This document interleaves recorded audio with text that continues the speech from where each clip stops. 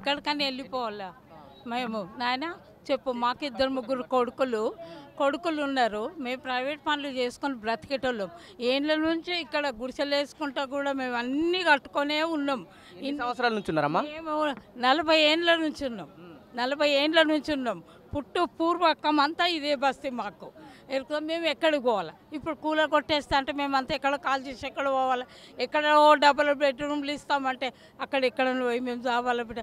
మేము ముసలి double bedroom ఇల్లు కావాలా? 2 కొడుకులు ఉన్నారు. 2కి ఇస్తారా బిడ్డ? 2కి ఇస్తారా? చెప్పండి, మీరే చెప్పండి.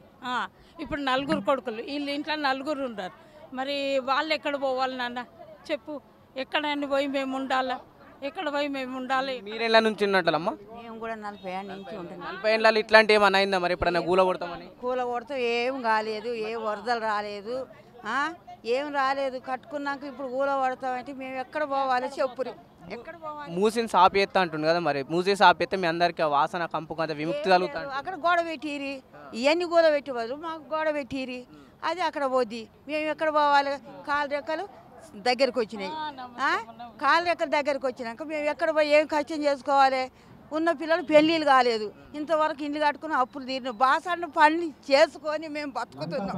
ఇవాళ కూలగొట్టి నువ్వు ఎక్కడో బెడ్రూమ్ ఇస్తారంటే అక్కడ అడవిలో పోయి ఏం కష్టం చేసుకొని మమ్మల్ని జాతారు. మా కొడుకు ఏం జాతాడు?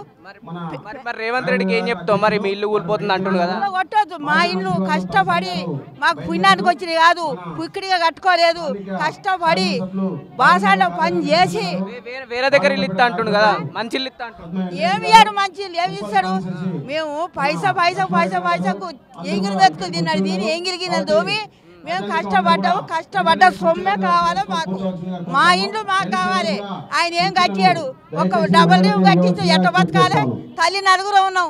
ఒక్క కొడుకుంటే ఒక్క కొడుకు పెళ్లి కాని వాళ్ళు ఉన్నారు, ముసలమ్మ ఉన్నది. ఇంతమందిని ఎట్ట చేస్తాడు? ఏం ఇల్లు కట్టిస్తాడు? 4000 పింఛన్ ఇస్తాడా? ఏ పింఛన్ లేదు, ఇంతవరకు పింఛన్ లేదు. 2,000 వస్తున్నాయి. విన్నావా? ఎట్లా బతకాలి? మా ఇంటి కొలగొడితే మేము మంచిగా ఇండ్లు కట్టుకున్నాక నువ్వు అప్పు చేసుకొని ఆ ఇండ్లు కొలగొట్టి మాకు ఇండ్లు కట్టిస్తే ఏంటికి? మాకు ఇండ్లు, మా ఇండ్లు మాకు కావాలి. ఏ డబల్ రూమ్ వద్దు, మా ఇండ్లు మాకు కావాలి. మేము కష్టపడ్డాం, మా రెక్కలన్నీ బాగా కష్టపడ్డాం. మాకు ఇంట్లో వద్దు, మా ఇల్లు మాకు కావాలి. చెప్పండి అక్క, ఏ విధంగా బీఆర్ఎస్ ప్రజలకు భరోసా తెలుసుకున్నది? ఈరోజు అంబర్పేట్ నియోజకవర్గంలో తులసిరామ్ నగర్ కాలనీలో జరిగినటువంటి బీఆర్ఎస్ భరోసా కార్యక్రమానికి భారీగా తరలి వచ్చిన మా అక్క చెల్లెలను చూడండి ఒకసారి. మీరు 2 కళ్ళతో చూస్తున్నారో 1000 కళ్ళతో చూస్తున్నారో తెలియదు, కానీ వాళ్ళ బాధ మన బాధ, మా బాధ అనుకొని మేము వచ్చాము. ఒక్కరు ఒక ఇల్లు కట్టుకోవడానికి వాళ్ళ యొక్క జీవిత కాలం సరిపోదు. అలాగే వాళ్ళు ఒక మహిళగా వాళ్ళు ఇంట్లో పాచి పని చేసుకుంటూ ఒక 60 గజాలు ఇల్లు కొని ఒక మహిళ గురించి చెప్తున్నాను నేను. ఆమె కష్టం చేసుకొని ఇన్సూరెన్సులు కట్టుకొని తర్వాత ఏవైనా సరే వాళ్ళు చిట్టీలు వేసుకుంటూ రూపాయి ఖర్చుతోటి ఒక ఇల్లు కట్టుకున్నారు. వాళ్ళు ఇప్పుడు చిట్టీలు ఎట్లా వేసుకోవాలి? ఎక్కడ పోవాలి? వాళ్ళు వచ్చి ఫైనాన్సర్స్ వాళ్ళ ఇంటి మీద కూర్చుంటారు. వాళ్ళకి ఫైనాన్స్ ఎట్లా కట్టుకోవాలి? ఇల్లే లేదు, ఇల్లు కట్టిన బాకీ కూడా తీరలేదు. ఎట్లా చేస్తాం అన్నా? నువ్వు ఒక్కసారి సీఎం అన్న రేవంత్ రెడ్డి అన్న ఒక్కసారి ఆలోచించి తీసుకోవాల్సింది ఈ నిర్ణయం. తప్పుగా చేసినాం. హైడ్రా అనేది ఒక హై డ్రామా క్రియేట్ చేసినావు. పేద పబ్లిక్ని మాత్రం ఒక హై డ్రామా క్రియేట్ చేసుకొని తమరు ఏం సాధిస్తారో నాకు తెలియదు. భావి తరాలకి నువ్వు ఏదో మంచి భవిష్యత్తు చూపిస్తా అని చెప్తున్నావు, కానీ ఈ తరము ఇప్పుడున్న తరానికి ఏం చేసినావు? ఒక మహిళ బాధ వినిపిస్తుందా లేదా నీకు? వాళ్ళది ఒక బాధ కాదు, ఏడుపు కాదు, నీకు మాత్రం ఖచ్చితంగా వాళ్ళ ఉసురు దాక్తుందని వాళ్ళు చెప్తున్నారు. అన్న నువ్వు బాగుండాలని అనుకుంటాం, ఏ సీఎం అయినా బాగుండాలని పబ్లిక్ కోరి నీకు ఓటు వేసిండ్రు. కాకపోతే నీవు నీ చేతులారా చేసుకున్నావు అన్న, ఇది అర్థం చేసుకో. దయచేసి ఆపేసేయి. ఇది ఒక్కటే మేము ఒక రిక్వెస్ట్ చేస్తున్నాము. ఒక లీడర్ అని కాకు, ఒక మహిళగా ఒక రిక్వెస్ట్ చేస్తున్నా అన్న, ఇప్పటికైనా కళ్ళు తెరుచుకొని ఈ యొక్క హై డ్రామాని ఆపేసేయి, హైడ్రాని తొలగించు. అప్పుడు కానీ నువ్వు మళ్ళీ ఒక నార్మల్గా పబ్లిక్ నార్మల్ మనిషిలాగా చూస్తారు. ఇప్పుడు నార్మల్ పబ్లిక్ కాదు కదా, నార్మల్ మనిషిలా కూడా నిన్ను చూడట్లేదు. ఒక్కసారి ఆలోచన చేసి మళ్ళీ నీ యొక్క ప్లాన్ని అంతా అసలు ఫెయిల్ చేసేస్తాం మేము. ఇక్కడ చాలా మంది కష్టపడేసి కట్టుకున్నారు కదా ఇల్లు. ఇప్పుడు పోతుని అంటే వాళ్ళకు తిండి నిద్ర లేకుండా ఉన్నారు. వాళ్ళ ఏడుపు చూస్తుంటే మేము ఇక్కడ ఉండము, కానీ వాళ్ళ బాధ చూస్తుంటే మాకు కూడా బాధ అనిపిస్తుంది. వాళ్ళ కష్టం, వాళ్ళ రక్తాన్ని తాగుతున్నాడు రేవంత్ రెడ్డి, కానీ వాళ్ళ పిల్లల వాళ్ళ ఉసురు మొత్తం ఆయనకు తగులుతుంది.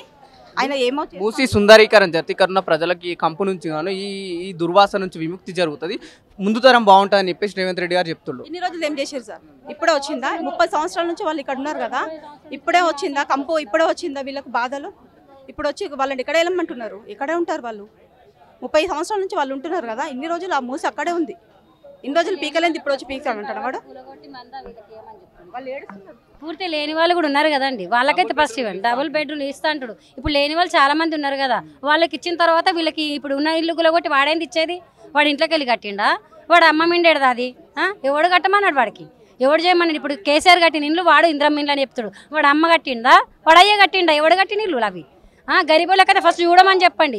వాడు 6 గ్యారెంటీలు చెప్పిండు కదా, గ్యారెంటీలు ఇచ్చిన తర్వాత మాట్లాడమని చెప్పండి. వాడు ఏం ఉన్న ఇల్లు కూల్చి అందరి కడుపుల మీద కొట్టి వాడికి ఏదైనా అయి పోతే రేపు ఎవడు ఉంటాడు చెప్పండి? అప్పుడు జనాలకు రోడ్డు మీద పడడం న్యాయం? అది ఎంత బాధపడుతున్నారు వాళ్ళు, మానసికంగా అదైపోతున్నారు తెలుసా? ఆపాలవాడు లేని వాళ్ళని చూడమని చెప్పండి. చాలా మంది ఉన్నారు ఇప్పుడు ఇల్లు లేనోళ్ళు. ఇప్పుడు 2వ దఫా వచ్చినాయి డబల్ బెడ్రూమ్లు, ఇంకా చాలా మంది ఉన్నారు. ఇప్పుడు ఎంక్వైరీ అయినాయి, అందరికి వచ్చే ఇండ్లు ఆగిపోయినాయి. వాళ్ళకి ఇవ్వకుండా వీళ్ళకి గుల్లగొట్టి వీళ్ళకి ఇస్తా అంటే ఏందా న్యాయం అది? వాడి బొంద న్యాయం చేస్తుండ వాడు. లేని వాళ్ళకన్నా డబల్ బెడ్రూమ్ వచ్చాయి, కానీ ఈయన వచ్చి ఉన్న ఇండ్లు కూడా కొడతాంటాడు ఏందన్న? 30 సంవత్సరాల నుంచి ఇక్కడ ఉన్నాం మేము. కేసీఆర్ అన్న ఎప్పుడు మాకు ఇంత టెన్షన్ పెట్టలే. చిన్నపిల్లలు గరీబోళ్ళు పైసా కూడబెట్టి కట్టుకున్న వాళ్ళము. ఇప్పుడు మాకు నిద్రలు లేవు, ఏం లేవు. ఎంతోమంది ఎంతో సస్తుండ్రు హార్ట్ అటాక్ వచ్చి. సీఎం ఉండవలసిన వ్యక్తి కాదు రేవంత్ రెడ్డి అన్న.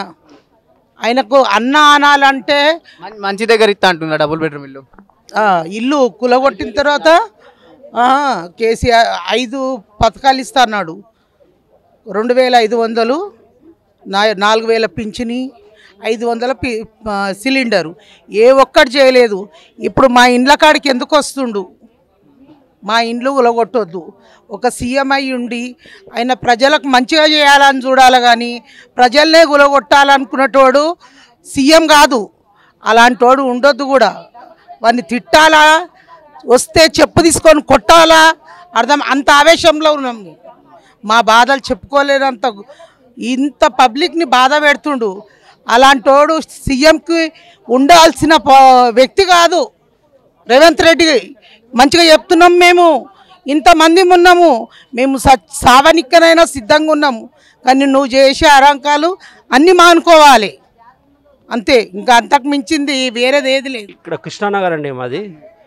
మా ఇంటికి కూడా అతను మార్క్ చేశాడు. కానీ మేము సీఎం రేవంత్ రెడ్డి గారిని కోరుకున్నది ఒకటే, మా లాంటి పేద ప్రజలకు మీరు సహాయం చేయాలి, కానీ ఉన్న ఇళ్లను కూల్చేసి వేరే దగ్గర పంపేయడం న్యాయం కాదు సార్. కాబట్టి మీరు దయచేసి మా లాంటి పేద ప్రజలను ఇక్కడ ఇల్లు కూల్చొద్దని మా యొక్క మనవి.